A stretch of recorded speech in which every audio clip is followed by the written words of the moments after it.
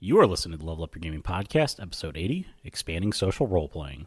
Today we talk about the social gameplay side of role-playing again. We discuss why GMs feel the need to make players act out the social scenes versus just rolling for them. We also discuss how to make socially viable characters in a game and create mechanics around social play. If you'd like to participate in the discussion or leave us feedback, you can contact us at levelupyourgamingpodcast@gmail.com or find us on Facebook at facebook.com/levelupyourgaming. If you like the content and want to hear more of the show, subscribing will ensure you don't miss an episode.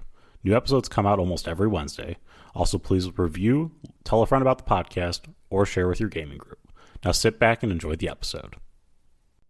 Welcome into the Level Up Your Gaming Podcast. My name is Aaron, and joining me in person, his social skills will amaze all, Jared. Actually, no.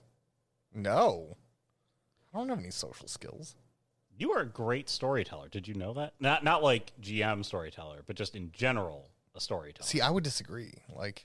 No, you have a knack for it. A lot of people tell you had to be their stories. That's how most people tell a story.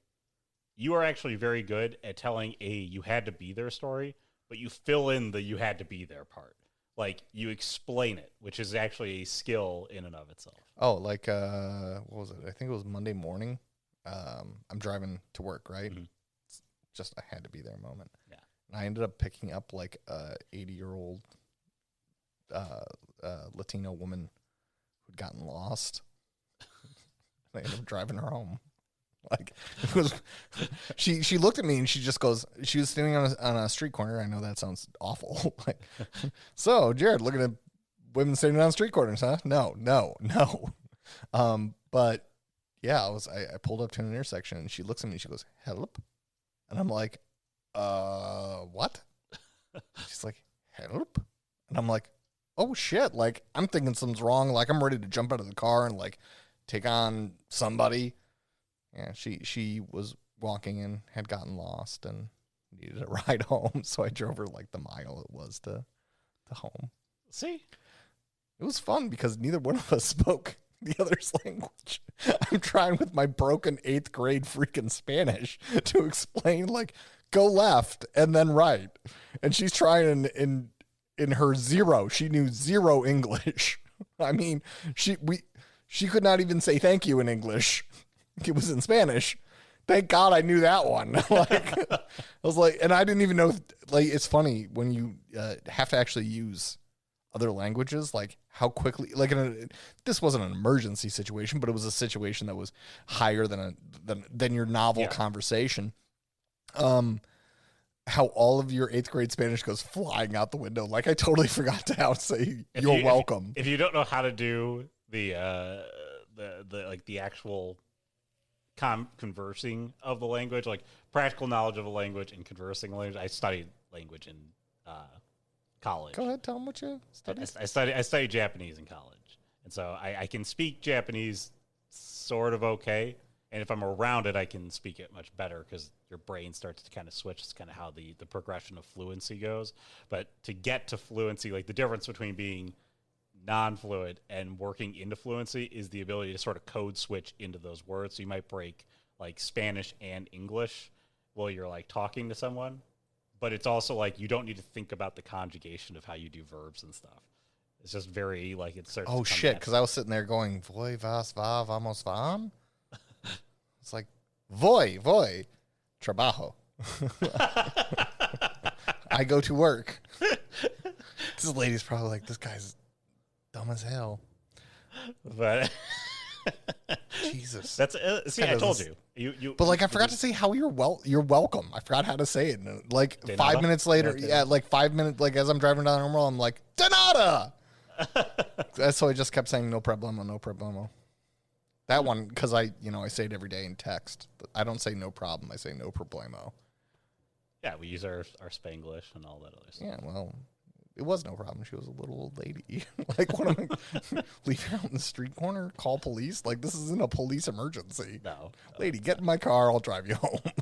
So I bet she had a great story for her. I got picked up by some guy. And driven I'm sure home. Her family was like, no more of that. No more. So that kind of brings us into our topic, doesn't it? Conversing. It does, yes. So we're doing another podcast on social role playing, and this actually got brought up. Gary, who had listened, thank you again for listening, Gary, as always, and thank you for being very interactive with the show, because it's been, it's always great to answer questions and kind of have that dialogue. But you'd listen to our podcast with Brian, and you talked about how, when we role play, everybody just assumes, like, well, if you're going to climb the wall, the thief rolls the dice to climb the wall. If you're going to do the combat, you roll the dice to do the combat. You don't expect the player to do the skill. But when it comes to social situations, everybody expects the player to do the skill. Okay, even if it comes to mental situations, like you put the puzzle in front of somebody. I freaking hate. Okay, so this is a point that I'm going to go on a little tirade about. Like, okay. It's very personal to me because it is so lost. Yes, every time I have experienced numerous GMs when you're trying to do something socially or mentally, they're like, "Well, tell me what you do explicitly." Like, bro.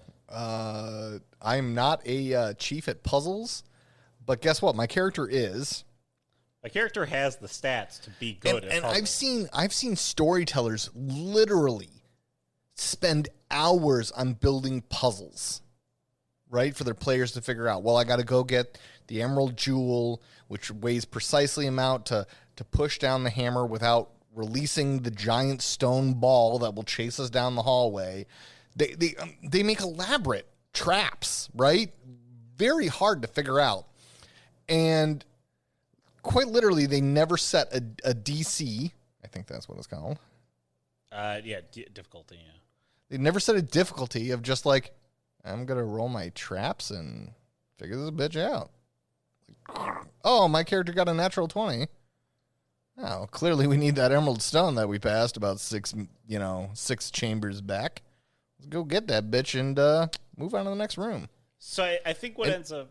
It's because they spend so much time building this fucking trap. Well, I think it also combines the other thing, too, which is that in role-playing, you can't really do, like, you can't pull out a bow staff and show Jared how I'm going to destroy his ass. Yeah, but, like, it's true. It's like, no one, I hate the expectation of the social and the mental, because no one's expecting you to whip out rope and climb my fucking house, whenever you make how do you climb? I don't know. I throw the rope up there. It magically I don't know how they lassoed shit back in the 1800s. I'm not a professional thief in the 13th century. Okay. I am just a guy. It's oh my God. It's this one situation, right? Where, and we've talked about this before, where, Ken literally told my brother, he was like, well, you didn't reset the security standards and thus completely set off the hacking alarm. It's like, I don't know that. I'm not a hacker. I make movies. My brother's in the movie industry. He doesn't know shit about hacking. I don't know anything about hacking. I play one in the game. I play one in the... My sheet says I'm really good at it. It says I'm awesome at it. And to do that, it's the expectation when it comes to social and mental situations that, like, the storyteller's like, well, you can do that in front of me. I don't need you to climb a statue, but I will climb a house, but I will damn well expect you to do this in front of me because it does not bring physical risk to anyone. Yeah. So again, that is the thing that comes along with it, is that these are two things that if you so choose, you could role play out. You could. Okay. That you do not require the stats on the sheet necessarily to execute the actions in game. You could have the knowledge and the wherewithal to be able to either one, be socially adept enough to converse with the GM, okay, assuming that your GM is skilled enough to converse back with you and be able to come up with good answers for you to be able to run that role play. The role play works both ways. It does. Okay. And typically though the storyteller has this. So another reason that storytellers kind of do this is because this is their opportunity to converse with players, right? Yes. Otherwise, I'm a dice referee, mm-hmm. and I get to tell you what happens. But this is an opportunity to converse with my players. It's an opportunity to almost be a player for a moment. You know what I mean? And it's such a relieving moment. It is. I have to admit, I love it when you guys talk to my NPCs, because then I actually get to talk with you guys almost on a player level. So one of the things I do want to point out here, because the other thing that Gary kind of mentioned with this was like, it dissuades people. Like if you're going to be required to role play out those situations, it dissuades people from creating the character that has all these great like bonuses to social. I got something for Gary. He's 100% correct. Yes. Because I've seen it so many times. I've been involved. I've been in his shoes. I've quite literally entered into games where I was trying to bargain something, and the storyteller looked at me and said, "Convince me." I have the barter skill. Yeah. Like whatever it was for Star Wars, but there was like some sort of, I was like, I've got a plus 15 here. Got a plus 15. Like, I should be dominating this guy. He's like, and like I was like trying to speak to someone, like some destitute individual, for like a freaking extra sandwich. Like, I'm not talking with like a high-powered lawyer who's like, I converse for a living. Like I was quite literally like in the slums, you know, and like trying to get an extra sandwich or something. Like it was ridiculous. But the fact of the matter is so one, you've got the point that we just discussed, which is storytellers expect you to do it because there is the capability to actually role play it out, rather than, you know, with fighting you can't, you know. Two, though, which is I think what we're kind of discussing now, is that there's no incentive. No incentive. Exactly. Storytellers have kind of designed this whole world to be social, but not social in the way of, you know, actually it leads me into a third point. I'm sorry. This is a very passionate point for me. Gary, you've inflamed my heart.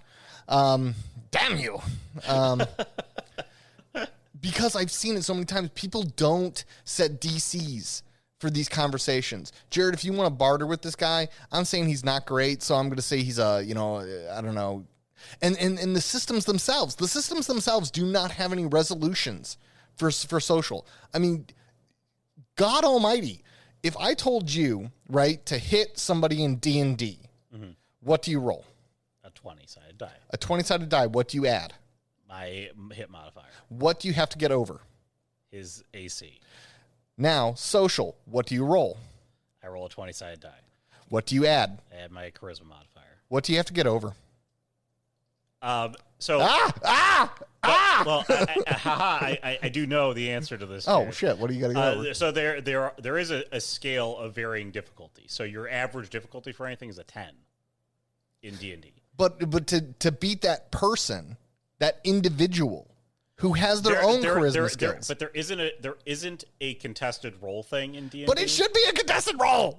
You are literally going up against another person.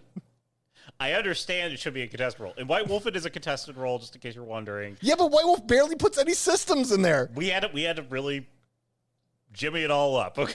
We really, I mean, like, we built our own homebrew system. I mean, like, it's hilarious. Most of the social systems in White Wolf are contained in the goddamn Werewolf book, which is about ripping people in twain. But, so, I mean, wait, let's explore this point here, okay? Here you are. Calm down. You're going to bring the house down, okay? I'm going to wake up the kittens. I just got them down for a nap. Yes, that's why it's been so quiet on the pod here. But no, you bring up a really good point in that, you know, if I'm going to roll it in D&D, what do I roll against? Okay, so there's two questions. Are you rolling against a person, or are you rolling against like I'm just gathering information? Okay, one of the two pieces can be a little bit different, because if I'm just gathering information, then give me the persuasion roll, I'll set a DC in there, and life goes on, okay?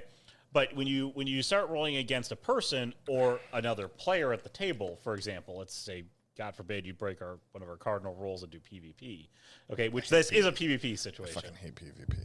Okay. Just put it out there in the world. I don't even play PvP on freaking video games. But if you do that, then yes, how do you give the other player natural defense against this? Or how do you calculate what their defense would be? And that's the thing. There are so many freaking, I've seen so many storytellers go,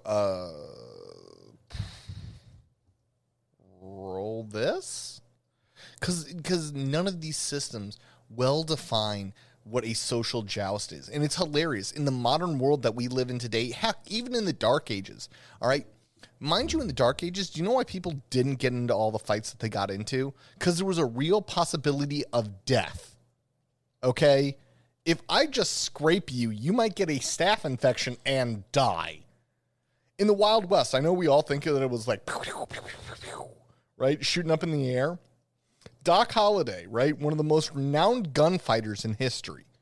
I love Doc Holliday, by the way. What was he a doctor of? I don't know. He was a dentist. Doctor of dentistry. My mother loves bringing up that fact because my mother's been a dental, for our listeners, my mother's been a dental hygienist for 50 plus years. Yeah, like seriously, my mom loves the job. She's actually thinking about going back part-time after COVID's done. I'm like, oh my God, Mom. But she loves the job. She loves interacting with her patients. So, for people who don't know the difference between a dentist and a dental hygienist are the ones that actually do the work and don't get paid for it. But continuing on. Continuing on. Doc Holliday. Digress. Doc Holliday, it is confirmed that SOB was at one. Confirmed. Now, he might have been at more, but we can confirm he was at one goddamn gunfight. One. I think, if I remember correctly, Wild Bill Hickok, right? He is renowned as the fastest gunfighter in the West, okay? Renowned. I think, like, his recorded gunfights was, like, 3. We can confirm he had 3. But think about it. He walked into a situation, in those 3 situations, he literally said, let's meet out in the street, and when the clock strikes noon, we're going to start shooting at each other until one of us is dead. Could you imagine that? You're at a bar, right? A bar, modern day, right? Okay?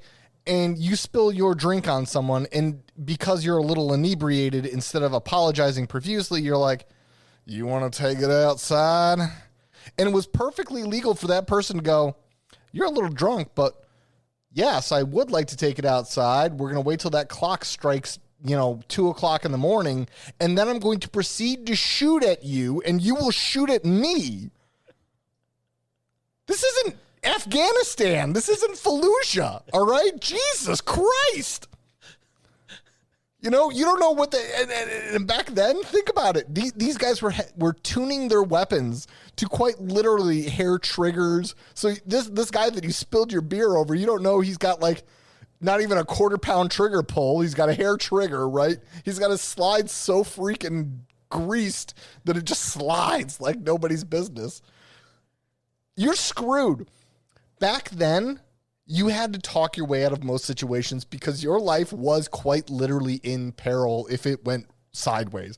If I could not talk myself out of spilling my beer on this man and apologizing, I was going to get either clocked, stabbed, or literally end up in a street with my rusty old gun going, oh shit, oh shit, oh shit, oh shit.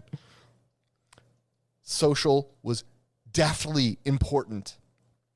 The issue is that it's the history of our hobby, our community. That's the problem, because as you actually taught me, because I didn't know this, D&D started off as a war game, right? Like moving miniatures. Yep. This person's going to attack that person. I roll, done. Move my miniature. Yep. That's how it started off. It started off centered around combat. And it's just like an origin story. I mean, like, this is going to sound weird, but we are bred warriors. You know what I mean? We were literally raised in role-playing for combat, right? It's in our blood. It's in our role-playing blood. If we were all one big family, we would be if we were one big family, we'd be a family of warriors and then then like smart. We'd be like warrior smart people and then social. because that is almost always dead third in people's freaking minds. That is true. That every time, so in White Wolf, we're going to take it back a little bit of history here. How we used to role play. You get the 3 stat allocations there. 753. 753 into your main attributes. There's physical, mental, and social. Okay, and it would always go 7 in physical, 5 in mental, 3 in social. And those 3 would go down the list. 2 charisma, 2. Well, because you get a minimum of 1. You get a minimum of 1, so you'd always do 1 +1 in charisma, +1 in manipulation, +1 in appearance. And so you're very average. You're average socially. You're just average. You're a freaking beast in the gym, right? You're bench pressing 400 plus pounds for rep, but you're just average looking. Like, I'm just an average looking dude. It's a normal dude. But you're like an Adonis in terms of like your strength. And it's because these systems haven't been developed. White Wolf literally put out a big ass book called Combat, right? It's an entire book dedicated to whooping ass with weapons, hand-to-hand combat. Like, oh, would you like to suplex this person or bodies? It had all sorts of great combat maneuvers. There's like the haymaker, like roundhouse everything. kick, Roundhouse kick, teep awesome. kick, Nobody went in to be like social. Like, I'm gonna try an oxymoron double. There's no giant book called Talking, and there should be. Yes. Oh my God, if I could write this book, I would write it. Because think about it, an interrogation. So the interrogation was this. Oh, hope our listeners enjoyed that. Aaron's probably going to edit that one out and just be like, enter loud bang here, because you guys don't want to hear that. No, you're going to get Jared kind of squealing there. Ooh. Well, okay, I'll admit it. For like a man of my size and girth, I have the most girlish scream. I do. Like, ah! and it came out today at work because or not today, but at work this week, and everyone looked over and I'm like, I have a girlish scream. What? Say something. Say something. Don't let the burly beard fool you. Don't let the burly ass fucking lumberjack beard fool you. I have like the most girlish scream in the world. It cracks. When I first laid it out in front of Nick, I think Nick laughed almost until he died. I thought we were gonna have to call an ambulance. My wife bursts into fit of laughter every time she hears my girlish scream. Oh my God, it's ridiculous. But continuing on my path, a lot of breaks this one. Sorry about that. Jared's great at tangents. So I'm very easy to get off track. Very easy. So the thing with going back to more focusing on social, is that no one's designed systems. So Aaron and I designed a whole system ourselves, specifically for interrogation. Interrogation is a social it's a social system. Joust. It is, and and the thing is that it's so widely used and so important, especially because importance in society. Because without using techniques to interrogate, we do not capture criminals, and criminals don't go to jail and they remain out in the street. Because believe it or not, after the person's arrested, everything else is a social joust. The fun is over.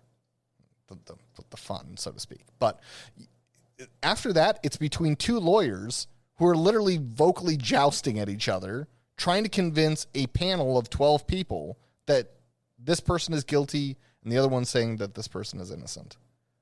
90% of criminal actions end up in courts. Well, actually, one. That statistic doesn't make any sense. I'm just throwing statistics. I'm just saying that essentially, stop laughing at me. I'm impassioned, all right? When I'm impassioned, I say dumb things. The most of an interaction with our criminal justice system, the vast majority is actually between social. The cop talks to a person. There's a brief chase. He arrests that person. The physical's now done. Everything physical's done. Now it's paperwork and speaking. Okay? That's it. There's no more physical jousting.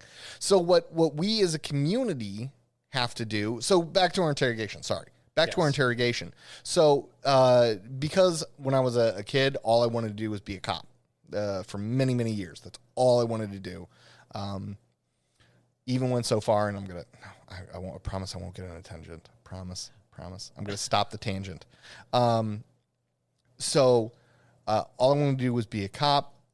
So I learned a lot about interrogation from the officers that I got to ride with as part of my internship. I got to be with the detectives for 3 months, and literally watch interrogations, listen and learn from them. And then, I joined a civilian police academy, learned about interrogation techniques there.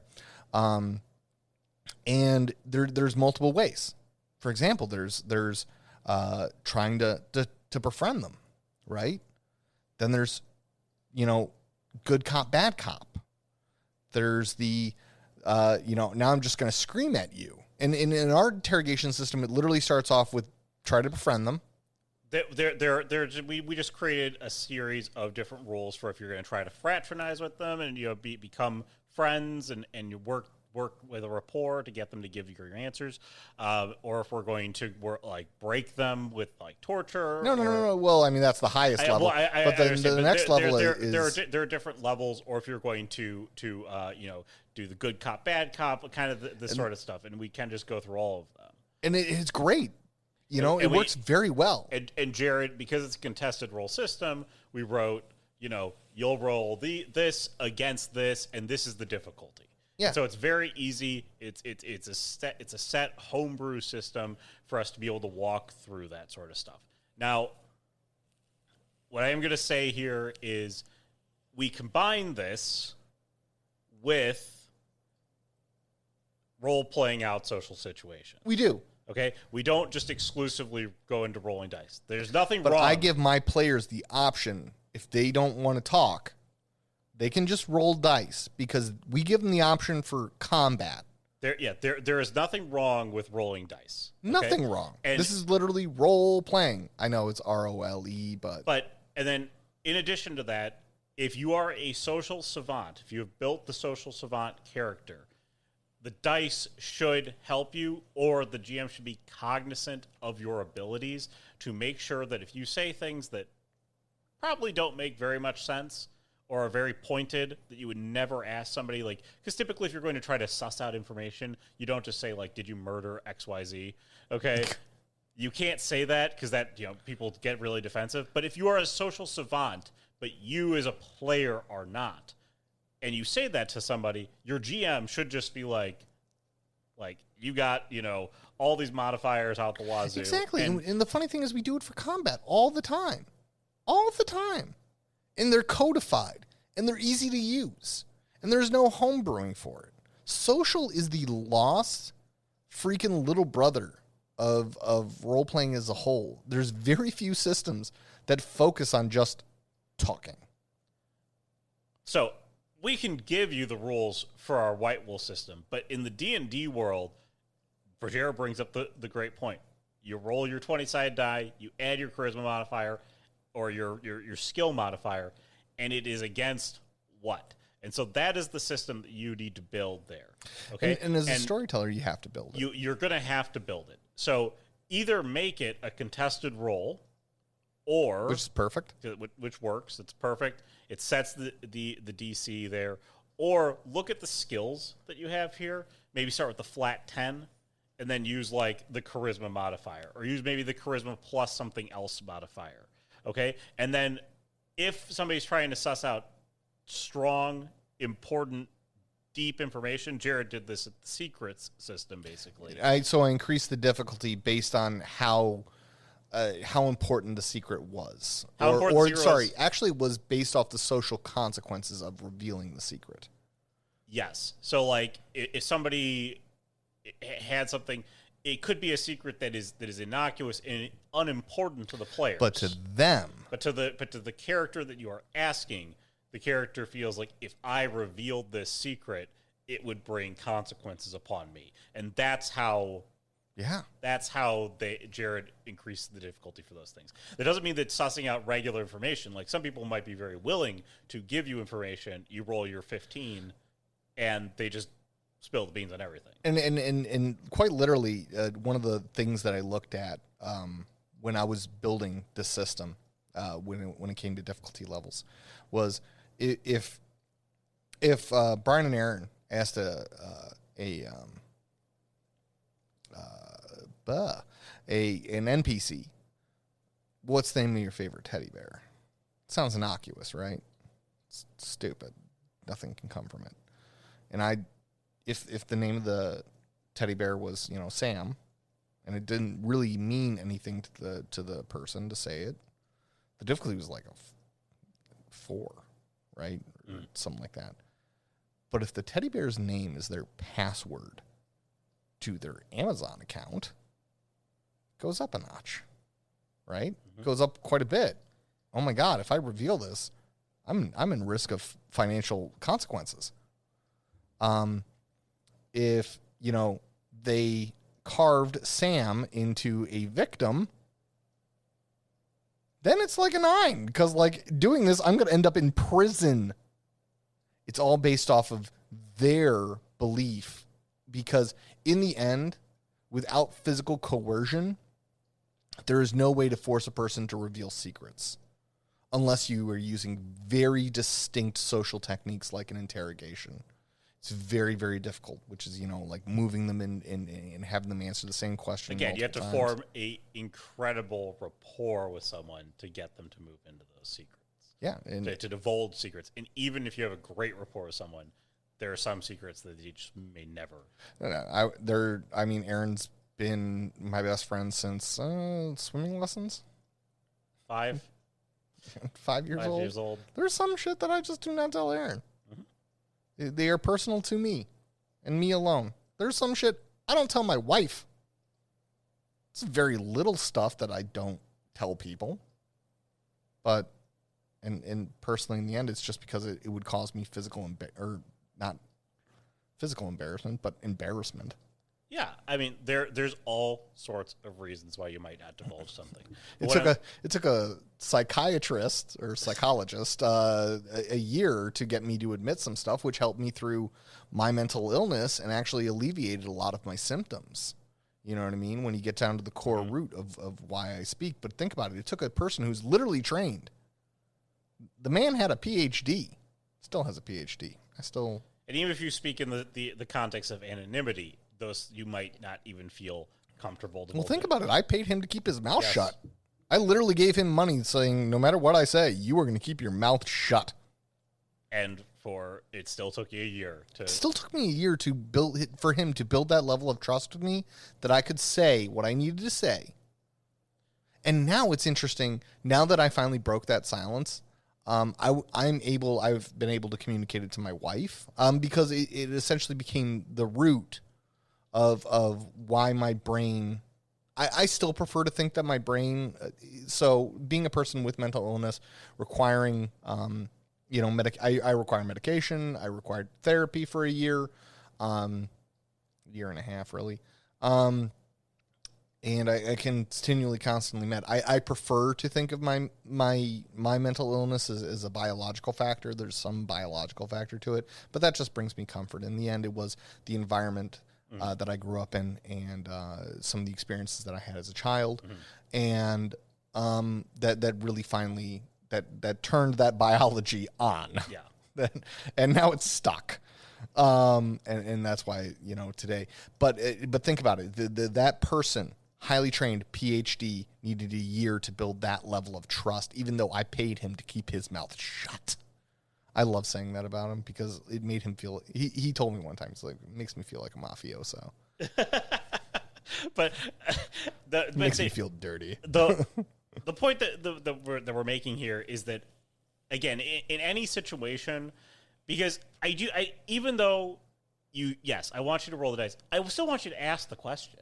I still need to know what you're asking. You can't just be like,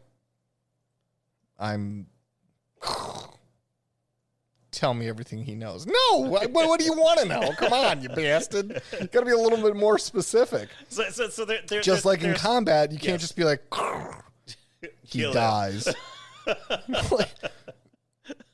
How? I just rolled dice and I won. That's like a first level, and it's funny. Oh my God! Like, how many social situations are essentially like done like first level? How we would play if we were new. Just I won the dice roll, thus he is dead.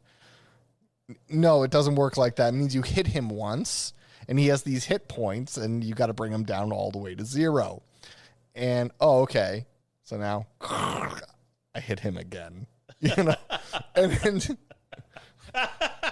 But that's how a lot of sort of situations go. I've seen it with so many storytellers where they do eventually concede to the person who's like, I'm going to roll a die to interrogate him. How many did you get? I don't know. I got like a total of 18. He tells you everything he knows. I've seen it. I'm like, oh my God. It came down to 1 dice roll? That's it? So we also need to think of the contested challenge. We need to think of the prolonged challenge. To that example there, if you have built the super social character, now everything's way too easy for you. Yeah. Okay? Everything is like 1 die roll, I win. It's the die button, okay? And it is the essential for us to ask what is the specific thing you're looking for, because I do want to engage my player's brain. So, for example, in combat, we force people to engage player's brain, right? If we have a level whatever, because D&D, I don't play it, we have a level 99 freaking knight who's got his big old siege shield. I'm not modern. I'm a modern guy. I don't know. The big tall shields. I think it's called tower shield. Thank you. He's got a tower shield, so we have to get around him to the back where the tower shield no longer is as effective. We expect our players to engage their brain just a little bit. You got to strike the weak spot of the dragon, the soft underbelly of the dragon. I'm not sure if dragons have soft underbellies. I'm sure not, because they're aerial creatures, so I'd assume that would be more defended. In D&D, it's not as complex as all that, but they should make it more complex. Okay. All right, but we expect our players to engage their brains in combat. Just like in social, we should expect them to engage their brain at least a little, right? Ask the right questions. That's all we're asking for. Ask the right questions. Yeah, I don't care how you ask it. I want to know about X. Okay? I want to know about X. I win. Okay, they tell you about X.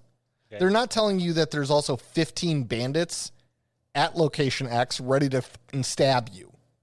Yeah, and I don't want you to look at this as like, well, you wouldn't expect. Again, the example of a thief climbing a wall is different.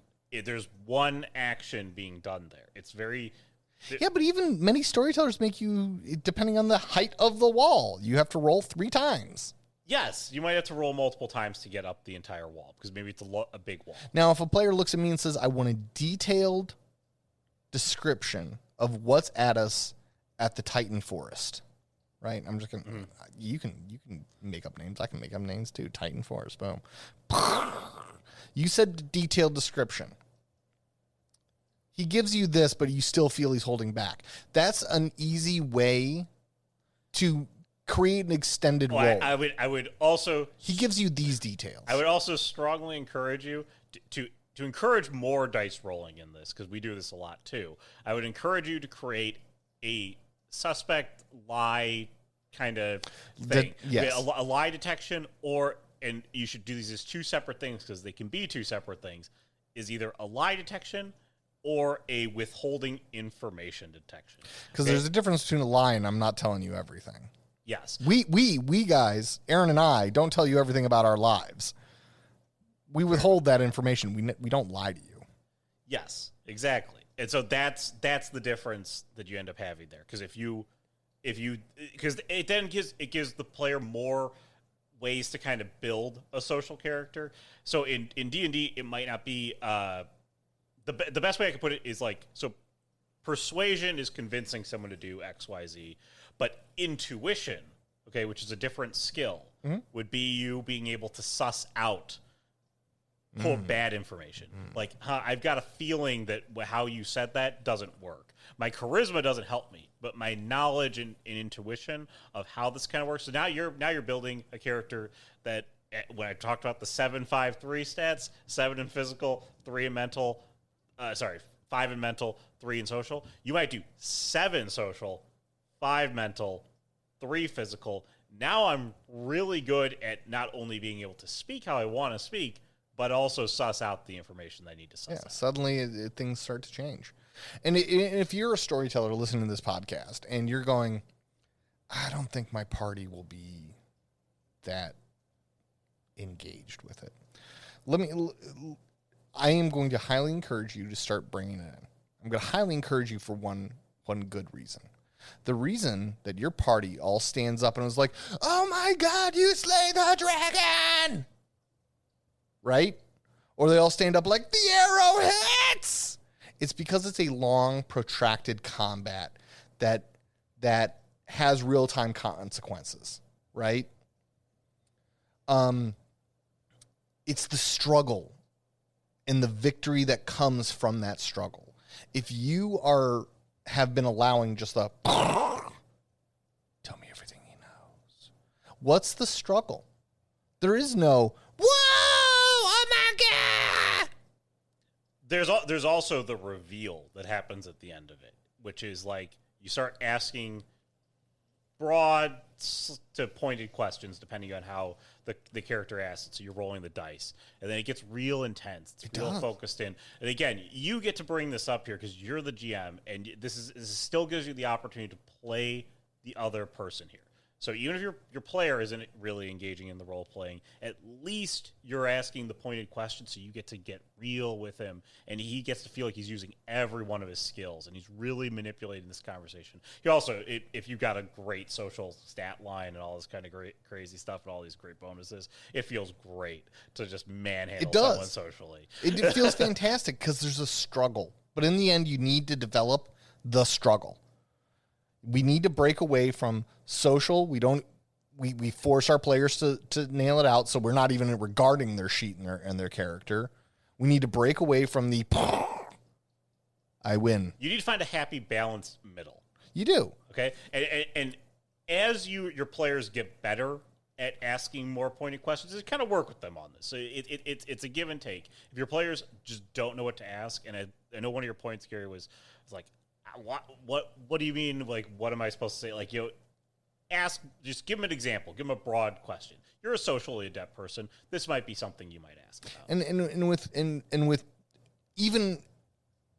him that little hint. This is something he's a very good social person. So if he's stuck, be like, well, I don't know what question to ask. Roll me your dice. Roll me your social dice. Or say, what kind of information are you looking for? Yes. Okay. Welcome them that.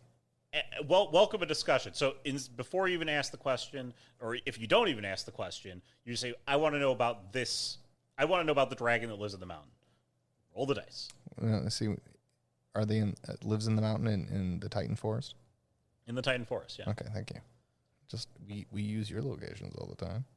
Wait, sorry. I want to know about the dragon that lives in the Titan Forest. Thank okay, you. Good. We'll roll the dice. So then you roll the dice. So now you're not just like.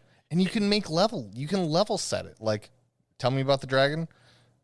He's black, has wings, teeth that are 40 feet long. Did the person that they nail or speak to about this, he's kind of a storyteller. He kind of tells the big fish kind of things. Yeah, it welcomes the struggle. Be like, he tells you this, but you feel like something's he might know more. You know, it's just like telling somebody in a combat, you strike them with your axe.